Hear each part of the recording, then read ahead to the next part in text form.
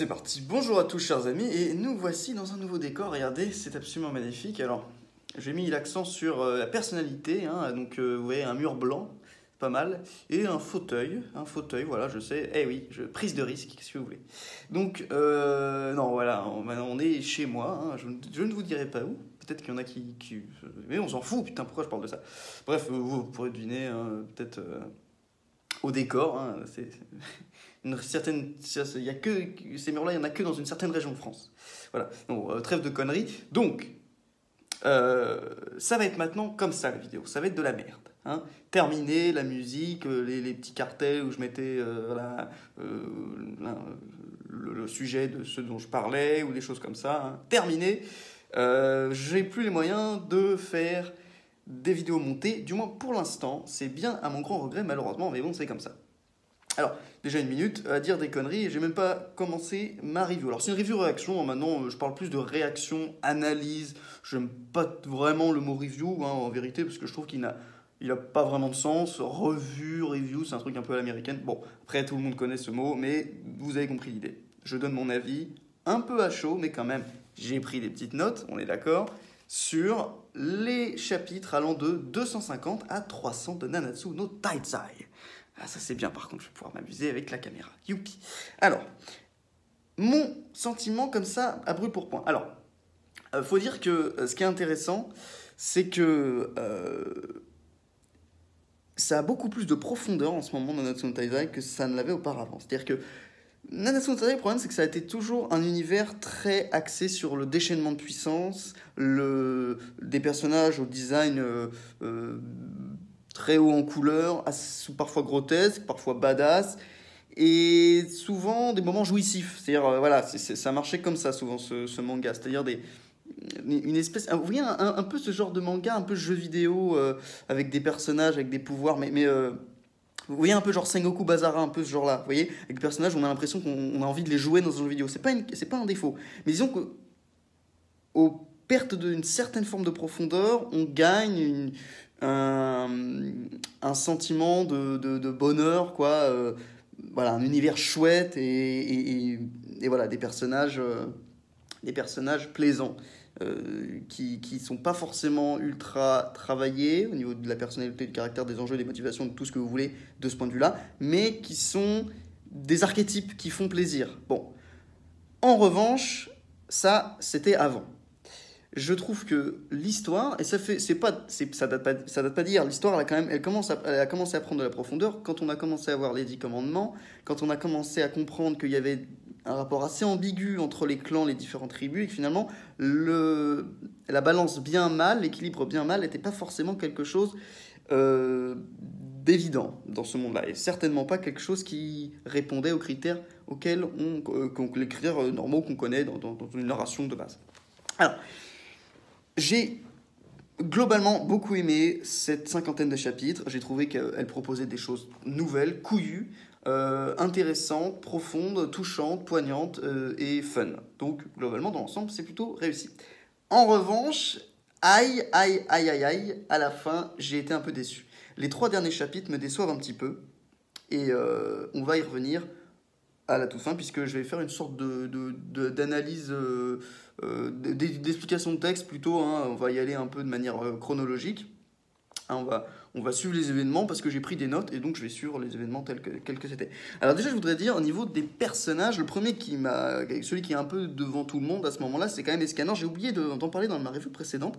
Escanor, c'est quand même quelqu'un qui est extraordinaire parce que non seulement il tombe dans le critère des personnages qui sont fun, chouettes à regarder, ils sont jouissifs, c'est-à-dire Clément et Escanor, on ne peut pas ne pas les aimer, ils ne laissent pas indifférent. Hein. Ce personnage qui est une espèce de paladin de l'extrême, d'une arrogance folle et en même temps d'une sympathie extrême quand il est petit, d'une sympathie vraiment, enfin ce personnage est passionnant et vraiment attire la sympathie à mon avis de tous les lecteurs. Le truc c'est que, à mon avis, l'excellence de ce personnage c'est qu'il est à la fois fun et intéressant. Je m'explique. Quand il est en forme arrogante, en forme full arrogance, orgueil, pardon, je voulais dire, forme orgueil, soleil, le pic du soleil, quoi. Commence à être chaud à tenir ce truc.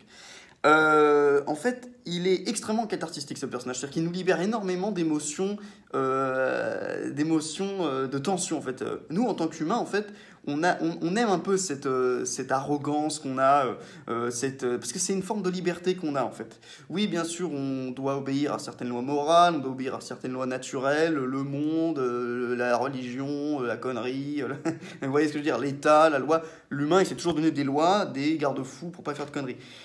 Et donc, il se dit toujours que quelqu'un peut potentiellement savoir plus que lui sur certaines choses. Or, Escanor, lui, il incarne nous, ce qu'on a en nous, c'est-à-dire ces moments où on a envie de dire allez vous faire foutre à toutes ces choses. C'est-à-dire, je sais mieux que toi, ta gueule.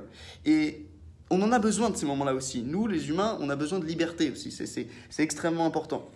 Et du coup, quand on a un personnage comme Escanor, qui se fout littéralement de tout le monde, que ce soit les anges, les démons et tout ça, il est là en disant mais vous êtes des insectes et je vous chie à la gueule. Je vous aime bien, mais vous êtes faibles. Et c'est moi le garant du bien, de la justice ou je ne sais quelle connerie. Mais en même temps, même il s'en réfère même pas. Il s'en réfère même pas à ça. Il parle de ses amis, de ceux qu'il aime, et il s'en branle. Et pour lui, c'est le fin mot de l'histoire, c'est ça. C'est Escanor, c'est moi qui dis quand c'est la fin, bim, je mets le point final. Et c'est rassurant ce genre de personnage, en un certain sens. Surtout quand il est dans le camp des gentils. Surtout ça. Mais ce qui est intéressant, c'est qu'il est aussi très effrayant. C'est-à-dire que quand il est en forme gigantesque, on se dit mais où est-ce que ça va aller? Ce type, il va exploser au bout d'un moment. C'est même littéral. C'est-à-dire tu te dis, le gars, il va, au bout d'un moment, son esprit va vaciller, il va complètement perdre les pédales et il va devenir une caricature de lui-même. Et il va se perdre dans son arrogance terrible. Mais c'est ça qui est beau, c'est que c'est un être humain qui, à la fois, est extrêmement jouissif à regarder parce que tu le vois dire merde au monde, et en même temps, il est puissant, donc c'est-à-dire qu'il peut se le permettre, c'est ça qui est dingue. Et en même temps, donc, il incarne cette forme de liberté, de libération des hommes, et voilà, parce que c'est de l'orgueil, mais c'est aussi de la fierté. Et la fierté, c'est pas forcément une mauvaise chose, vous voyez. Ça permet aussi d'assumer un peu des fois nos choix et de dire merde à la vie. Bon, surtout quand la vie est difficile. Ensuite, alors, on passe un petit peu sur les événements. Il y a déjà 6 minutes de vidéo. J'espère que je vais pas faire trop long. Donc, Arthur, la mort d'Arthur, que je pense n'est que temporaire. Hein, je pense que Arthur reviendra. Parce qu'il est l'un des piliers de la jeunesse du manga. Hein. Il fait partie de ce corps de personnages qui constitue un peu l'avenir de ce qu'on nous présente pour Lyonesse, pour Camelot, pour tout ça. Et oui, bien sûr, sa mort, machin, tout ça, mais c'est des enjeux, vous voyez, c'est des enjeux pour permettre à certains personnages de sortir de la tristesse, des choses comme ça, comme Merlin par exemple, ce qui est intéressant. On a exploré cette partie de Merlin, donc ça c'était pas mal. En ce qui concerne Arthur, j'ai trouvé très beau son combat contre Cusack et Chandler. J'ai trouvé ça très très beau. C'est une espèce d'énergie, du désespoir à la fin, et cette espèce finalement non d'énergie d'espoir fou avec Excalibur qui brandit tel un personnage de film des années 90. Là j'ai l'impression de revoir des images de Conan le barbare avec vraiment avec Atlantean, l'épée voilà, et la Tantlean Sword, bref. Donc ouais, très très très très cool, ça j'ai apprécié, et très cinématique, très cinématographique, les positions, les combats, et le fait qu'il crève, qu'il donne tout et qu'il crève. Putain, ça fait plaisir parce qu'il y a un prix à payer, et des fois la beauté d'un geste de courage comme celui d'Arthur, eh ben, elle n'équivaut à rien et ça se termine en rien du tout. Voilà. Ensuite, putain, alors ça va être une vidéo super longue, ça me fait chier. Alors ensuite, des choses comme Monspiet, Derrieri, leur relation magnifique, très touchante. On les avait un peu perdus de vue et finalement c'est une bonne chose parce qu'on les retrouve avec plaisir. C'est des personnages qui sont là depuis très longtemps, ils sont sur le front de la bataille, du manga, dans l'histoire, dans le récit, ils sont présents toujours dans les moments les plus dramatiques, et ces types-là sont ce que les démons peuvent nous donner de meilleur, c'est-à-dire des personnages qui ne sont pas parfaits, qui ont des défauts, et qui sont soit narquois, soit violents l'un et l'autre, mais qui ont une certaine beauté en eux, qui ont un certain charme, un charme indéniable. Et leur relation est extrêmement touchante. Ils sont à la fois ils sont humbles dans leur petite maison comme ça, ils en ont marre, ils sont concrets, réalistes, il y a un retour à la terre chez ces deux personnages qui est très chouette. Et très belle écriture de la mort de Mountspit, c'est magnifique. Il a un dernier combat contre la brutasse Estarossa, on revient après parce que alors lui c'est hallucinant ce qui lui arrive. Mais Mountspit montre qu'en tant que démon, il est plus fort et plus intelligent. Il est magnifique, Mountspit à ce moment-là. Il protège Derrieri et en même temps il a une classe intersidérale. Le type parvient à maîtriser Estarossa, mais évidemment, l'ironie du sort, c'est qu'il se sacrifie, il se fait avoir par sa propre compagne, hein, qui par la confiance, excès de confiance qu'elle a, permet à Esterosa de foutre le bordel. Et Manspeed, je trouve que ce qui est bien, c'est qu'on nous montre quand même que physiquement, il est tenu en échec par Esterosa. Et tu te dis, putain, merde, là, il est en train de se faire battre. Et à ce moment-là, moi, j'ai eu de la peine et j'ai eu de la peur pour. Voilà, j'ai eu peur que Manspeed disparaisse. Et quand j'ai vu que ça y est, il vivait ses derniers instants, j'étais très satisfait. Je trouvais que c'était un personnage qui avait fait son arc, il avait donné tout ce qu'il avait à donner. Il meurt pour la personne qu'il aime. Et je trouve que on n'a pas besoin de plus. C'est parfait, c'est poignant comme il faut. Et c'est très bien écrit, c'est solide. Donc 10 sur 10 là-dessus. Estarossa désormais. Estarossa, c'est quelqu'un d'effrayant. Absolument dans tous les domaines. C'est-à-dire que quand il est en maîtrise de son esprit, de sa conscience, quand il est maître de ses moyens, c'est ça que je voulais dire, il est effrayant parce que c'est une putain de brute qui est nulle. On nous explique qu'il est pas bon, en fait, en maîtrise des ténèbres, en savoir démoniaque. Ça se voit contre Manspeed, il se fait complètement. C'est pour ça que Manspeed part avec les honneurs finalement, parce qu'il y a un rapport de force qui est évident sur le plan des connaissances démoniaques. Estarossa est clairement surclassé. Mais ce qui est fou, c'est que justement, malgré ça, il parvient à être supérieur à Manspeed et à avancer comme une espèce de rouleau compresseur avec ce sourire en coin qui est effrayant. Je trouve que cette espèce de type qui au début véhicule une certaine forme de charme et d'élégance parmi les 10 commandements, à la fin quand là il est là dans les chapitres et qui vient et qui tord le cou de Manspeed, tu dis oh d'accord, ce mec c'est une putain de brutasse et ça nous le présente comme potentiellement le méchant final, donc ça va être sympa. Mais bon, on va voir que pas trop le cas. Alors ensuite, voilà, on voit aussi que quand il commence à devenir cette espèce de forme, parce qu'avec sa quête de pouvoir avide, sans cesse de commandement, il ne devient que l'ombre de lui-même, et il devient cette espèce de forme dépravée de lui-même. Il ne pense plus, il est juste là à être dans sa folie, et ça c'est effrayant parce qu'à la fois il perd sa classe un peu. Hein, mais c'est beau en fait, je trouve ça pas mal, des types qui cette espèce de descente aux enfers, de chute de ce personnage, et je le trouve magnifique parce qu'on voit que sa quête de pouvoir le rend complètement. Ça devient un légume quasiment à la fin. Et autre chose très intéressante, c'est sa profondeur vis-à-vis de sa jalousie de Meliodas. Quand on nous l'explique, je trouve que c'est très touchant. On nous montre que ce personnage, en fait, c'est un personnage avec énormément de faiblesse. Et du coup, quand on apprend tout ça, et quand on le voit se déchaîner passionnément dans toute sa folie pour récupérer Elisabeth, eh bien, il y a quelque chose de vraiment très théâtral, très dramatique, et théâtral dans le bon sens du terme, bien sûr, hein, pas quelque chose de joué, de faux, mais quelque chose de poignant et de vraiment touchant hein, vis-à-vis de ce personnage. Ça m'a fait quelque chose.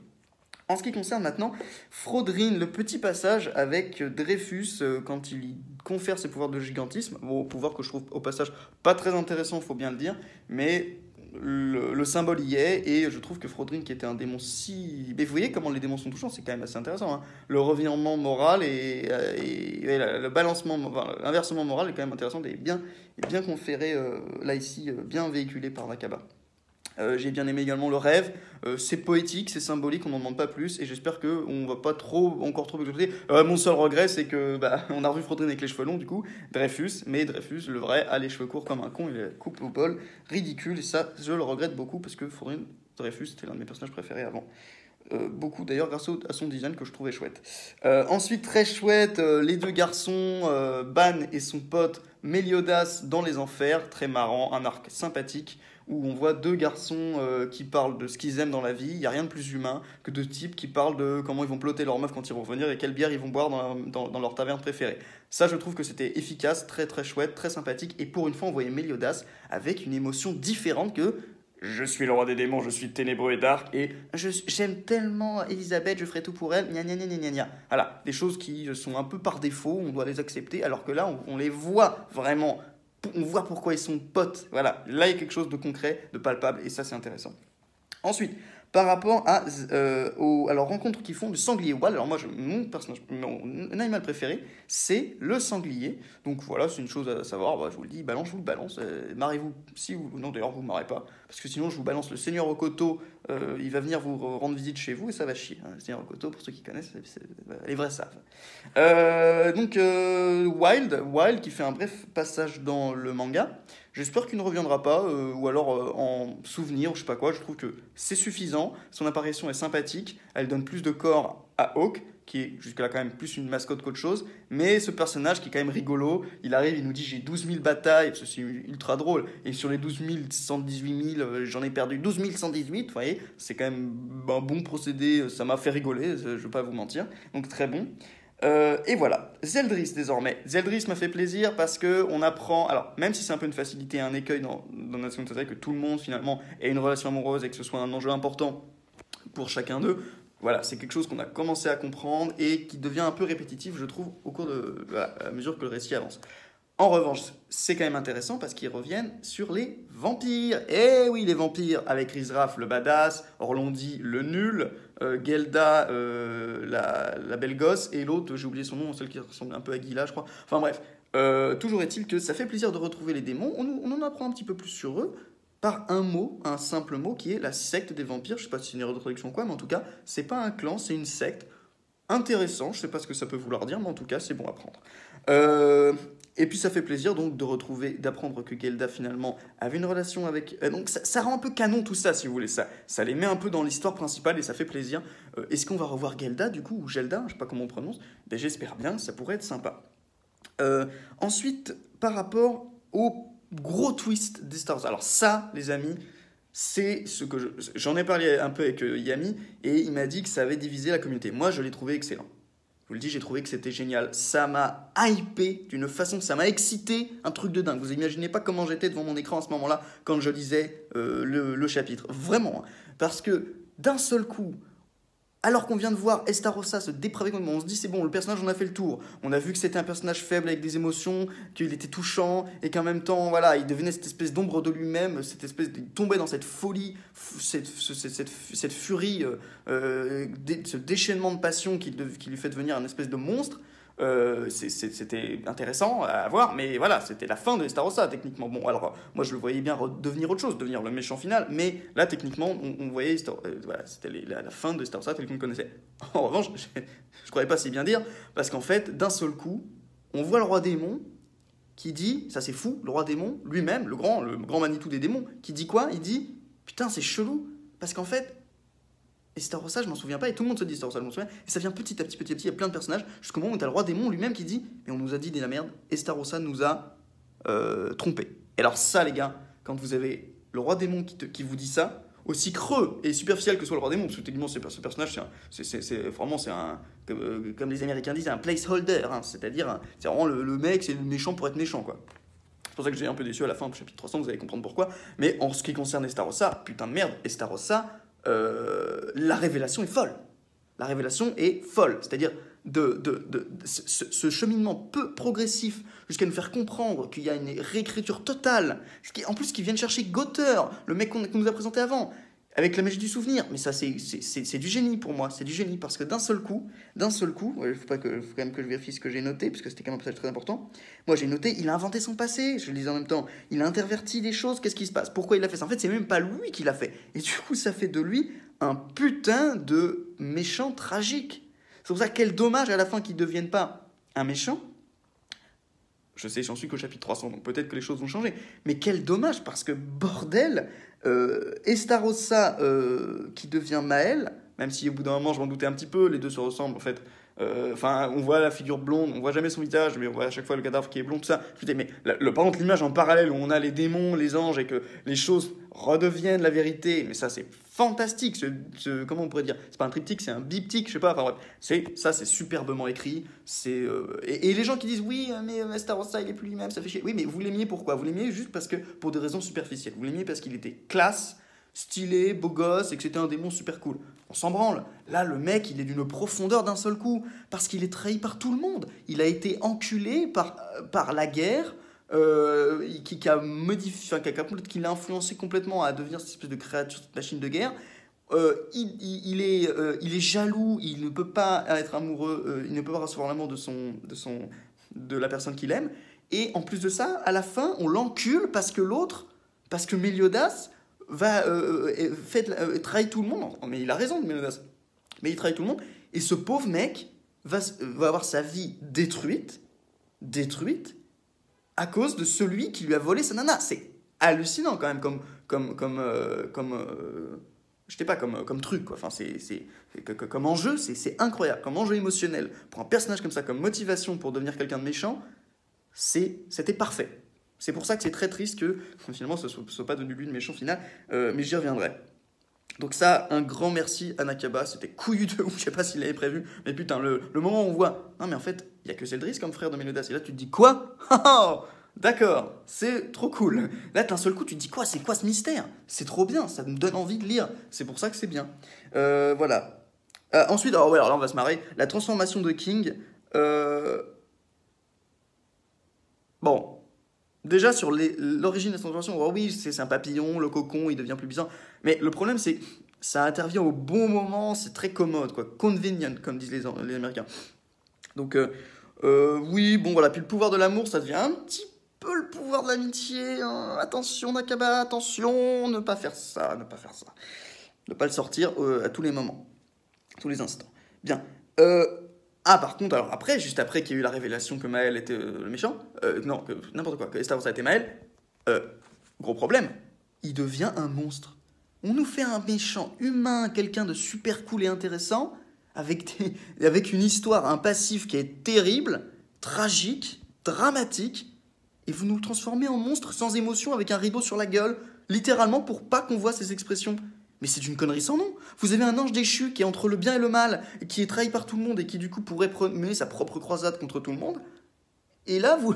Et en plus, qui aurait raison de le faire techniquement, parce qu'il s'est fait trahir. Euh, mais et pourquoi vous nous transformez pour ce combat-là en une espèce de monstre sans forme, sans expression, sans rien? C'est nul. Ça, c'était une mauvaise idée. Et Nakaba refait la même chose à la fin. Et oui, et ça va être de la merde, je vous le dis. J'espère que ça va pas être comme ça. Bon, pour tout le reste. Donc voilà, le fait qu'il perde son esprit, c'est nul. On enlève tout le tragique du personnage, ça me saoule. Donc ensuite, on apprend que c'est Maël qui a tué la femme de Gother. Intéressant. On apprend son nom, Clarissa. C'est intéressant pour ce que ça représente dans l'histoire. Euh, mais ce qui est bien, par contre, c'est que ça accentue sa culpabilité. C'est un personnage qui est conscient de ses mauvaises actions. Et ça, c'est superbe. Voilà, ça, c'était super. Et ce qui est superbe aussi, c'est qu'il ne tombe pas dans le cliché du héros tragique qui succombe à ses mauvaises actions et qui succombe à sa dépravation, qui succombe au commandement. Il leur dit d'aller se faire foutre. Et ce qui était parfait, c'est qu'il aurait pu être cet ange neutre qui se bat pour ses propres, qui se bat en fait en vertu de sa propre rancœur, motivé par son propre désir de vengeance, mais ni par le bien ni par le mal, par aucun des deux archétypes de vertu qu'on nous a présentés dès le début. Aucun dieu, aucune déesse, rien du tout, aucun démon n'aurait pu être son maître à la fin. Il était libéré de tout ça dans sa douleur et dans sa souffrance. Il était Maël, l'ange déchu, Estarossa, le démon trahi, et voilà, et il aurait pu mener son propre combat, ça aurait été magnifique, ça aurait été plein de cœur et de corps dans l'histoire, ça aurait été chouette. Malheureusement, voilà, c'est pas trop comme ça que ça a évolué, il est devenu très gentil très vite, un peu trop à mon goût, mais par contre, le fait qu'ils disent merde à Gother et merde au commandement, allez vous faire foutre. Sentiment de libération de ce personnage qui était chouette, quoi. Vraiment de se dire, voilà, c'est bon, lâchez-le maintenant, vous l'avez fait chier de tous les côtés. Et maintenant, ça suffit, ni l'un ni l'autre. Je veux plus avoir de. Voilà, ça aurait été sympa. Mais bon. Donc voilà. Aussi de dire voilà, que le combat contre Maël, pour le coup, a du sens. Il réussit quand même à gagner. Mais il y a des pertes. Voilà, il y a des blessures. Voilà, c'est pas gratos. Comme ça, on le donne aux gentils parce que c'est comme ça. Voilà. Alors ensuite, le combat, alors le pouvoir du roi démon, inversion, c'est de la merde, c'est pas intéressant. C'est presque aussi peu de personnalité que Full Counter. Je n'aime pas, je suis pas fasciné par ça. Et surtout, je n'aime pas qu'on nous dise quel est le pouvoir du roi démon. C'est comme d'expliquer à un gamin que le Père Noël n'existe pas alors qu'il n'a que 3 ans, quoi. Vous voyez, laissez un peu de magie pour l'instant. Attendez la fin pour nous dire ce genre de choses, pour analyser ces espèces de grosses figures. Non, laissez-nous 2 secondes, bordel. Bon, 24 minutes, putain de merde. Ensuite, la mort de Wild. Alors oui, non, parce que c'est intervenu après. Mort de Wild, c'est bien. Laissez-le comme ça.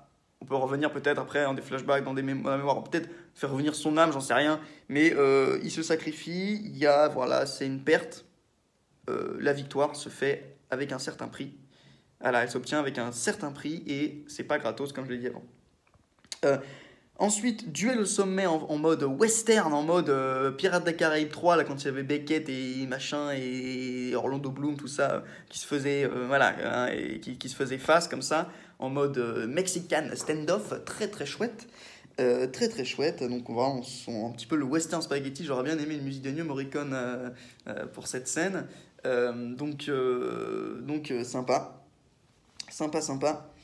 Ensuite, ouais, donc mauvais point, et là ça commence à pas être bon, c'est que pour moi, ce combat devait être le combat vraiment le combat des bonhommes. Voilà, le combat des mecs puissants qui vont envoyer du steak, qui vont envoyer de la pastèque, qui vont envoyer du très très très très lourd.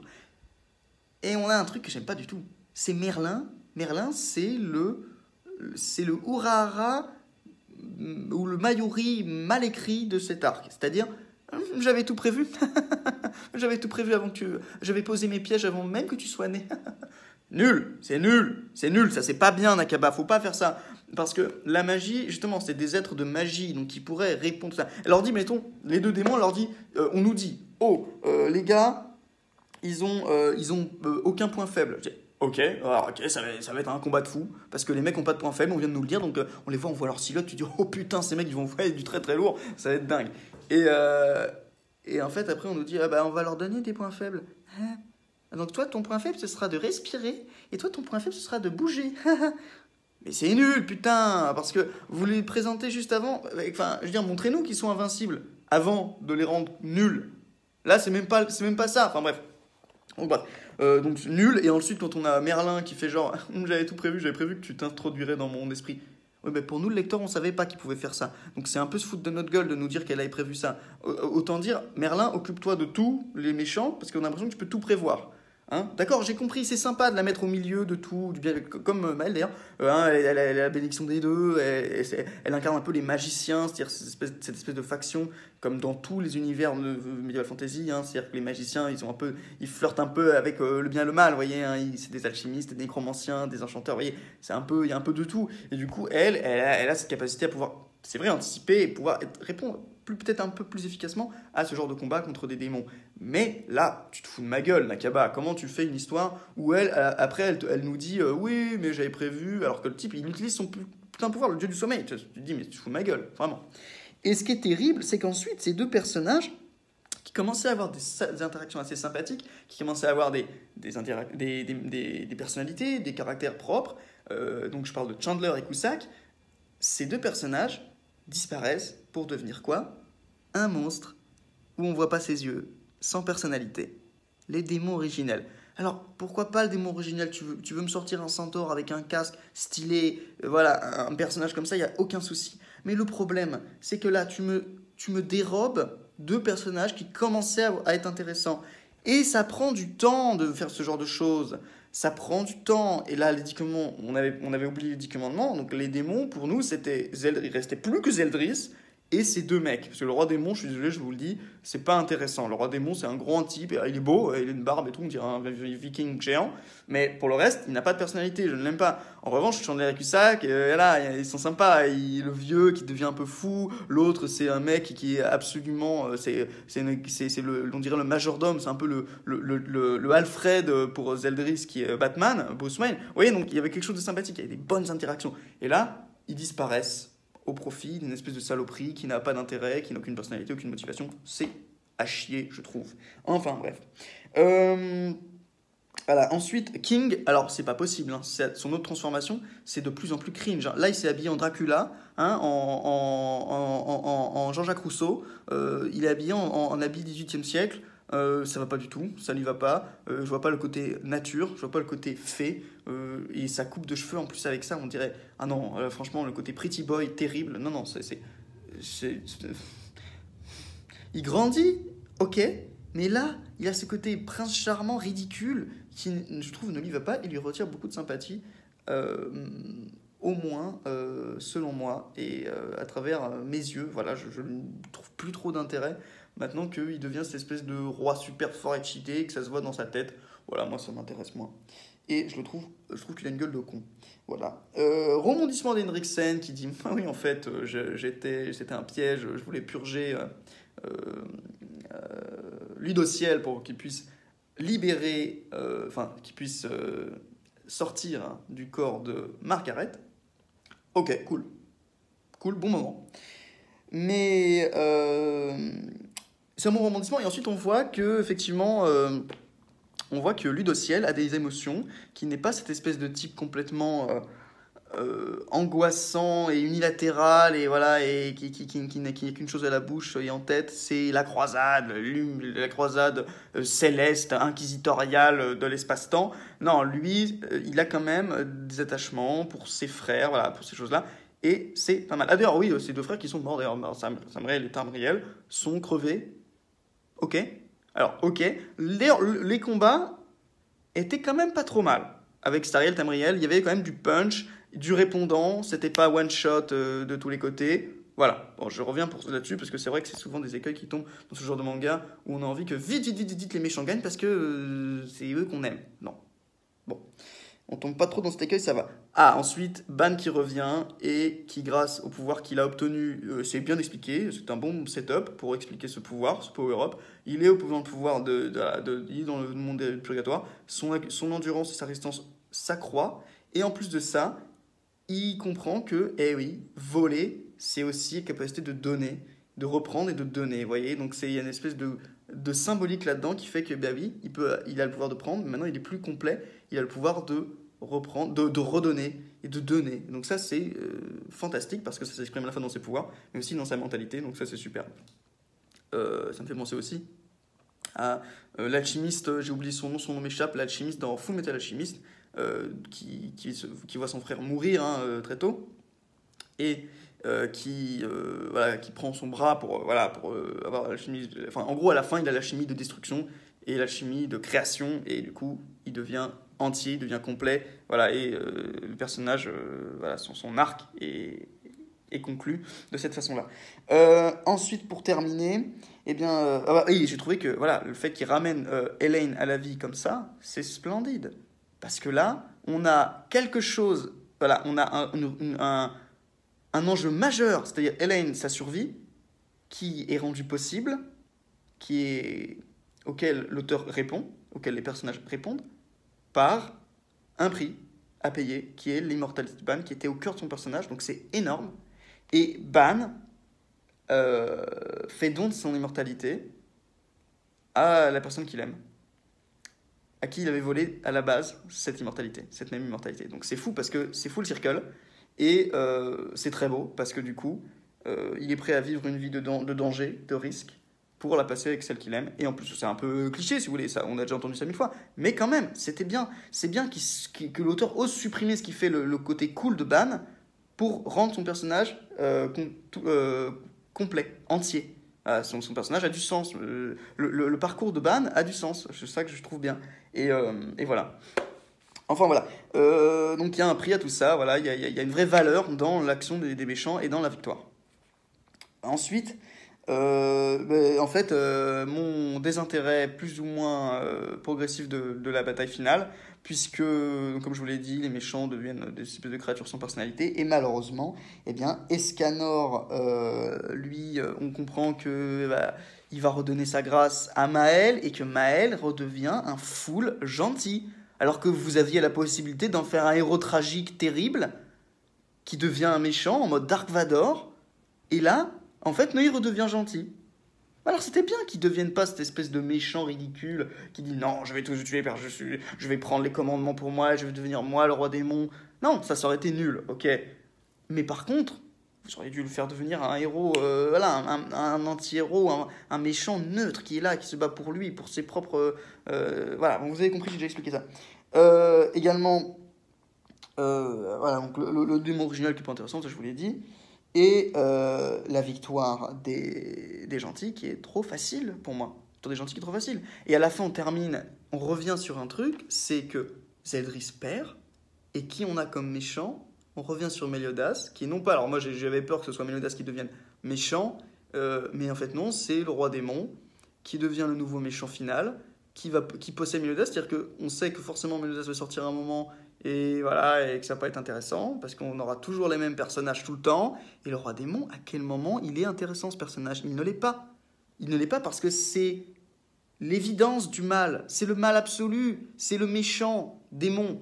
Pour l'instant, c'est ça. Alors, il y a la déité suprême, je pense que les deux, hein, ils vont... Voilà. Parce que le moment que j'ai aimé avec Meliodas dans toute son histoire, dans tout le manga, le seul moment que j'ai aimé, c'est quand on le voit. Si, le moment avec Ban, qui sont sympas, qui sont concrets, qui sont touchants. Mais en revanche, le seul moment que j'ai vraiment aimé sur sa romance avec Elisabeth, qui pour moi est le truc le plus par défaut de l'histoire, c'est-à-dire on doit apprécier cette histoire, on doit l'accepter comme le truc le plus important de l'histoire, alors qu'en fait on les a jamais vus, on les a que très peu vus s'aimer, se tourner autour, flirter ensemble, avant, je veux dire, avec l'Elisabeth originale. Le moment par contre où on voit Elisabeth qui meurt de sa première, la première occurrence de sa malédiction, et putain c'est ultra, c'est terrifiant. C'est une puissance absolue. Et tu vois Meliodas qui est là. Bon, Elisabeth, faut que je t'explique vite, on a été trahis, machin et tout. Et on les voit les deux avant, on voit le flashback où ils se battaient contre Roi Démon, Déité Suprême, je sais pas quoi. Là, et tu te dis, mais c'est trop bien. Parce que là, les deux, là, ils sont seuls contre tous pour leur amour, mais il y a quelque chose de vraiment magnifique là-dedans.